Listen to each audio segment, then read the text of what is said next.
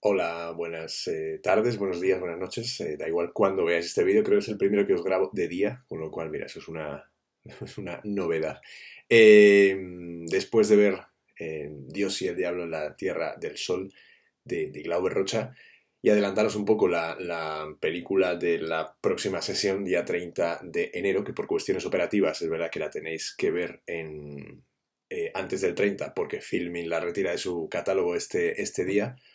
Pues ya que estamos y aprovechamos el círculo que se establece entre Luis Buñuel y Glauber Rocha para ver una película también que va a girar y cuyo eje principal va a ser la religión.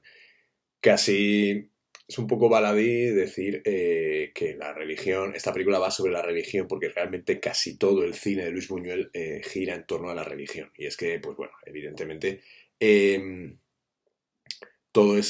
este término es algo que circula y que transita por todas las películas de una manera u otra, o más exageradamente, o más presente en algunas y un poco de manera subyacente en otras. Pero es un término que siempre va a regir la filmografía de Buñuel. Esta película, La Vía Láctea, es una peli que ocupa un lugar especial dentro de la filmografía de Luis Buñuel. No salimos de los años 60, parece que nos hemos quedado aquí anquilosados durante este curso, pero es que realmente la década de los 60 en todo el mundo es importante porque es justo cuando coincide también con una época de cambios sociales, de cambios políticos, de revoluciones a lo largo de todo el mundo, como por ejemplo hemos visto en aquel culmen de la transcontinental en la sesión que dimos de Glauber Rocha y de Dios y el Diablo en la Tierra del Sol. Seguramente La Vía Láctea pues tampoco sea una de las películas más narrativas de Buñuel, tampoco es de las más accesibles y tampoco es la más provocadora de todas. Que bien es conocido que Luis Buñuel fue un hombre, un director que se caracterizó por buscar ese resorte de provocación, pero en este caso no lo es. Tampoco es, ya os digo, no es lo más narrativo que nos podamos encontrar y tampoco es lo más accesible. Con lo cual estamos moviéndonos en algo que vamos a intentar descifrar de alguna manera a continuación en este vídeo introductorio. Digamos que es una película donde Buñuel expone quizás con la mayor libertad de la que dispone y a la vez con muchísima ironía su pensamiento, lo que él cree que es la religión, la historia y la condición humana, que parece un término trillado y bastante utilizado, pero es que realmente es lo que nos define como seres humanos y sobre todo las relaciones que establecemos entre nosotros. Para entender esta película, la Vía Láctea, hay que empezar por una idea que es sencilla, que es que Buñuel no filma para explicar, tampoco para convencer, ni siquiera para atacar de forma directa. Buñuel lo que filma es para descolocar, para sembrar duda o para introducir un resquicio, una grieta en aquello que solemos tener o solemos aceptar como natural, como evidente y como intocable. Entonces, digamos que en la historia del continente europeo, en la historia de esta región del mundo, pocas cosas han sido tan intocables como el discurso religioso. A los hechos me remito si empezamos a pensar en cosas del pasado, en cómo se edificaron pues todo lo que hoy conocemos como patrimonio, todo lo que es la manera de comportarnos, todo lo que hace girar pues prácticamente al mundo, esos sentimientos de culpa también que nos han la culpabilidad cristiana, todo esto que nos ha ido persiguiendo durante todos estos años es realmente lo que ha definido la identidad, parte de la identidad cultural europea a lo largo de los siglos. Y es aquí donde Luis Buñuel piensa que tiene que atacar. Para hacer un poco de contexto, un poquito solo, Luis Buñuel nace en el año 1900 en Calanda, que Calanda es un pueblo aragonés, concretamente la provincia de Teruel, profundamente marcado por el catolicismo, por la tradición y por el ritual. Esto es importante porque es conveniente saber que Buñuel no es un cineasta que vive ajeno a la religión, es alguien que la conoce desde dentro, que la ha vivido y que la ha respirado. Bien es cierto que si veis, por ejemplo, Buñuel en el laberinto de las tortugas, aquella película de animación, creo que la de Salvador Simó, en, tenéis varias pistas acerca de cómo se enfrenta Buñuel en todos sus primeros años a todo este concepto religioso, a la familia, a la influencia de su padre y todo lo que es esta construcción identitaria que se forja en su persona. Buñuel posteriormente se traslada a Madrid, se traslada a la residencia de estudiantes, donde esto es evidentemente donde conoce a Lorca y a Dalí. Evidentemente es una historia muy, muy conocida. Hay fotografías, hay capítulos del Ministerio del Tiempo donde podéis deleitaros con esta maravilla de encuentro. Y muy pronto va a entrar en contacto con el surrealismo. Entonces, a pesar de que Buñuel nunca fue un surrealista ortodoxo, utilizó el surrealismo no como herramienta, sino como dogma. Es decir, su cine posterior demuestra, todas las películas que hace posteriormente al contacto con la residencia de estudiantes, demuestra que lo surreal en él no tiene tanto que ver con el sueño puro como con la lógica perversa de la realidad, que es lo que realmente luego va a atravesar también su cine. Después de rodar Un perro andaluz y La Edad de Oro, Buñuel se va a exiliar en México, luego va a acabar en Estados Unidos y luego va a recalar en Francia. Es un desplazamiento que le hace convertirse en un cineasta que no tiene una patria fija, pero que le ayuda a entender, lo vimos en la clase de Glauber Rocha, y cómo Buñuel termina influenciando a los cineastas tanto de Brasil como de México, como a los contaminarse por los franceses, él influir a los franceses y de alguna manera intentar también establecer una mirada fija y quizás también distante, una mirada precisa, perdón, y también distante, porque muchas veces tomar distancia ayuda a pensar en Europa y sus mitologías, ¿no? Que es algo que a él le interesa mucho y que es algo que va a transitar por toda esta película. La Vía Láctea es una película, ya os digo, de 1969 y pertenece a la última etapa de Buñuel. Él muere, si no recuerdo mal, en 1980. No sé si lo voy a mirar, ya que estoy, porque no quiero tampoco falsearos el dato, pero lo bueno es que es fácil seguirle. 1983, concretamente, 1983. Con lo cual, esta película pertenece a su última etapa, que es la que incluye Viridiana, una película que España ha recuperado hace unos años como producción nacional, a pesar de haber estado siempre bajo bandera mexicana. Continúa con El ángel exterminador, El Belle de Jour, Tristana, El discreto encanto de la burguesía, que son varias películas que transitan de alguna manera por esta última etapa ya de ocaso, y vaya ocaso, de Luis Buñuel. Es la etapa que coincide con el Buñuel más libre, con el Buñuel más irónico, con el Buñuel que está menos preocupado por la provocación frontal y está muchísimo más interesado por cómo hemos llegado al desgaste de las ideas. Entonces todo esto, ya os digo, con distancia, con la distancia que le da haberse ido por diferentes países, le ayuda a entender y a edificar todo lo que es este cine en su última etapa. Aquí Buñuel ya no va a escandalizar, simplemente va a mostrar. Va a mostrar cómo funcionan los discursos, va a mostrar cómo se repiten, cómo se contradicen, cómo sobreviven al paso de los siglos sin, y esto es muy importante, sin resolver ninguna cuestión esencial. La Vía Láctea se va a estrenar en el 69 en un contexto muy concreto. Ya hemos ido hablando, ya digo que en este curso las piezas empiezan a encajar, ¿no? Hemos ido hablando durante este curso de la primavera de Praga, hemos hablado de mayo del 68 y todo esto tiene lugar en el mismo año, 1968. La efervescencia de las protestas de Francia y de Praga, o sea, de París y de Praga en 1968 hace que Europa empiece como a vivir un momento en el que se cuestionan las autoridades tradicionales y empiezan a desgastarse todos esos relatos que se contaban incluso hasta la primera mitad del siglo XX. Buñuel, que es un adelantado a su tiempo, a las demoliciones sociales, él ya trabaja sobre ellas desde bastante antes, aprovecha para hacer una película que no es una alternativa ideológica, sino que es una arqueología del dogma. Es decir, él va a ir montando discursos en base al pasado, digamos, para trasladarlos al presente. Y esto es parte de la riqueza de la película. Claro, esta película es sencilla, ¿no? No es una película que tenga una excesiva complejidad. Son dos vagabundos que recorren el camino de Santiago pidiendo limosna. Este camino lo que va a ser es un hilo conductor que va a ofrecernos una serie de episodios en las cuales van a aparecer herejías, disputas teológicas, santos, inquisidores y personajes que van a resucitar desde distintas épocas históricas. Pero no os quedéis en que es una película sencilla.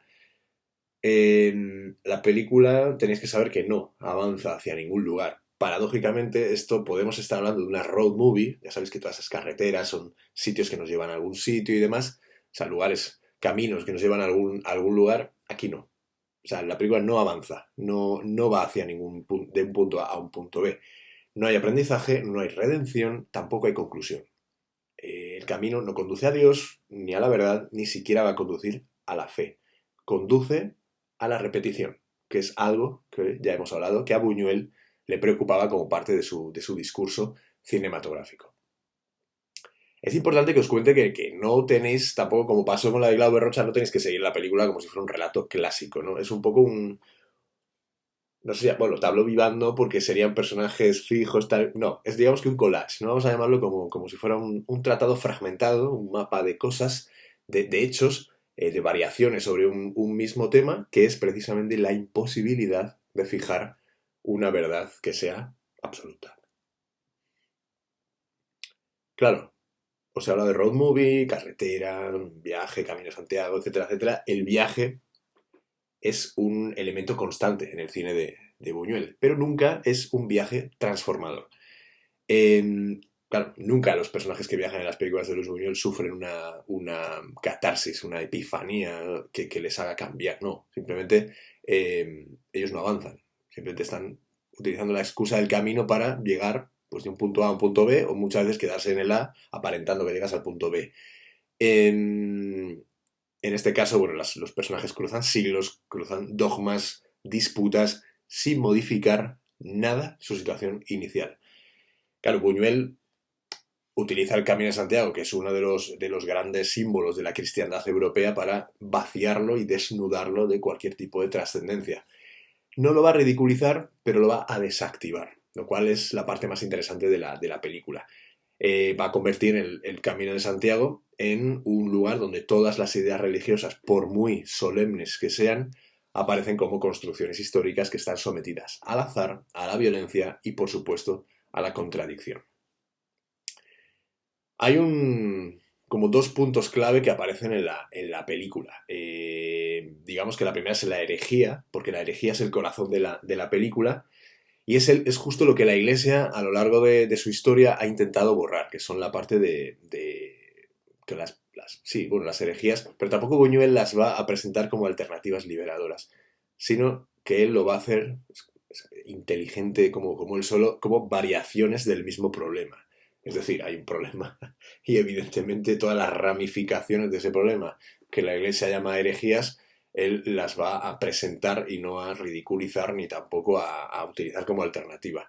Claro, la herejía nace cada vez que se intenta corregir una contradicción del dogma y cada corrección genera una nueva contradicción. Con lo cual todo eso es un laberinto teológico que Luis Buñuel sienta, expone, dibuja y traslada a lenguaje cinematográfico. Y aquí Buñuel es implacable. No hay una fe pura corrompida por la institución. Todo esto es una cadena de interpretaciones enfrentadas y cada una está convencida, como pasa con las religiones, de poseer la verdad. Pero claro, hablamos de herejías como hablamos de humor, y el humor que es la herramienta más peligrosa que Luis Buñuel tiene a disposición. Claro, el cine de Buñuel también tiene un componente humorístico importante. Lo que pasa es que no va a ser un humor amable en absoluto. Es un humor seco, es un humor incómodo y como muy Buñuel, como muy buñueliano, va a ser seco y además, perdón, cruel. Y claro, el humor en la Vía Láctea surge del desfase entre la solemnidad de los discursos y la banalidad de todas las situaciones que se van a vivir. Un debate teológico que puede terminar pues, perfectamente en una ejecución absurda, una discusión sobre la Trinidad que desemboca en una escena cotidiana sin transición. No hay un momento de gag, no hay un momento de un sketch. Él deja caer el humor, deja caer la línea de guión en la que de manera muy precisa se ejecuta ese humor y continúa. No vamos a esperar a que el público reaccione a ese humor. Lo que sí va a hacer él es, con ese humor, impedir la identificación emocional. Es decir, el espectador mediante este humor cruel no va a instalarse cómodamente en un punto de vista. Cada vez que el espectador intente encontrar una posición en la que agarrarse en la peli, automáticamente Buñuel lo va a dinamitar. Y esto es parte de la riqueza de un cineasta que es de los más importantes del siglo XX y posiblemente de toda, bueno, evidentemente, de toda la historia del cine. Claro, nosotros distinguimos a Buñuel, bueno, si estudiamos el cine de Luis Buñuel nos encontramos a pues, ciertas etapas y una de ellas es la que nos lleva a pensar que Buñuel es un cineasta muy, muy barroco, es un cineasta que le gusta experimentar, que le gusta trabajar con diferentes angulaciones, que le parece interesante trabajar con diferentes puntos de vista, con el fuera de campo, con las luces, con tal. Aquí no, aquí los encuadros van a ser claros y muy clásicos. No hay ningún virtuosismo aparente. Y esto es parte del discurso de Buñuel en esta película, que es que lo aparentemente neutral permite que lo absurdo emerja con mayor fuerza, porque no estamos más pendientes de la forma, sino que nos va a invitar a perdernos en el fondo. Y es ahí donde desactivamos nuestro cerebro para decir esto es una película completamente clásica y atendemos a todo lo que nos está contando desde el punto de vista del fondo. Y todo es, además esto es también muy buñueliano, todo aparece y todo ocurre, todo sucede con una neutralidad que es, o sea, perdón, una naturalidad que es inquietante. Claro, otra cosa que nos puede llevar a pensar, y que pues, por el conocimiento que tenemos de Luis Buñuel y por todo lo que nos hemos llevado de Buñuel, está viendo porque tengo un libro aquí muy interesante que os quiero recomendar, lo quiero enseñar en pantalla, me vais a permitir, que es este de aquí, se llama, bueno, sale al revés, Mi último suspiro. Bueno, no sé, esto sale todo al revés, las cosas de las cámaras. Esta es como una especie de biografía, autobiografía, que son memorias fruto del trabajo de Luis Buñuel con Jean-Claude Cavalier, que es también guionista de esta película, y que es prácticamente uno de los artífices de toda esta edificación del corpus cinematográfico de Luis Buñuel. Entonces, evidentemente es muy interesante acercarse a esta figura porque a lo largo de todas las películas de Buñuel hay una cosa que transita también, que es la blasfemia. Claro, La Vía Láctea no es una película blasfema en el sentido más vulgar del término. Buñuel no va a burlarse de Dios, sino que lo que se va a burlar es de la pretensión humana de hablar en nombre de Dios, que esto es algo que es muy importante a la hora de ver la película. Tampoco vamos a encontrar una peli en la que obtengamos que la fe es falsa, sino que vamos a encontrarnos a un Buñuel que afirma algo muchísimo más incómodo, que es que la fe, cuando se convierte en sistema, en doctrina cerrada, en poder, deja de ser espiritual y se vuelve histórica, se vuelve violenta y se vuelve contradictoria. Es decir, todo lo que aparentemente no es Dios y todo lo que aparentemente no es la teoría de la religión. Entonces, dentro de este ciclo que hemos planteado junto a Dios y el diablo en la Tierra del Sol, la Vía Láctea, digamos que es un complemento a nivel europeo. Glauber Rocha explora el fanatismo desde el mito, desde la violencia, el sertao, y Buñuel lo va a hacer desde la tradición intelectual y teológica de Occidente, con lo cual aquí es verdad que vamos a encontrar dos puntos de unión muy interesantes. Y ambos cineastas lo que van a coincidir es en algo que es fundamental y esencial, que es que la religión no es un refugio, sino que es un campo de batalla.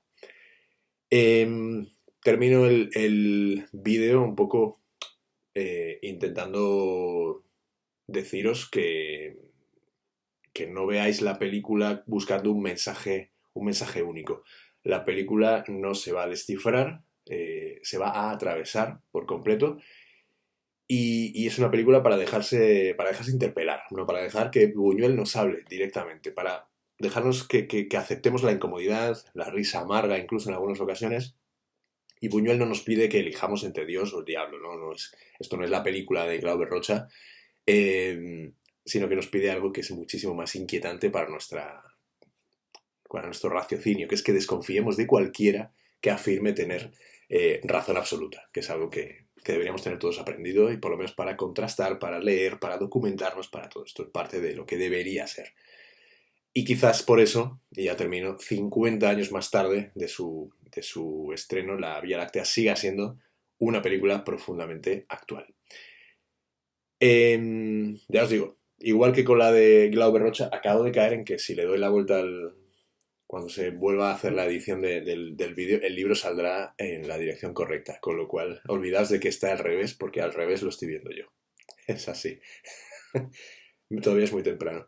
Entonces, pero bueno, evidentemente este libro os lo recomiendo muchísimo que lo leáis, porque además es justo, de hecho, parte del humor de Luis Buñuel radica en que precisamente era una persona de la que no te podías fiar en absoluto. Este es un compendio de su memoria cinematográfica, pero seguramente, como se ha dicho en alguna ocasión, más de la mitad de las cosas que se dicen en este libro quizás sean una mentira absoluta.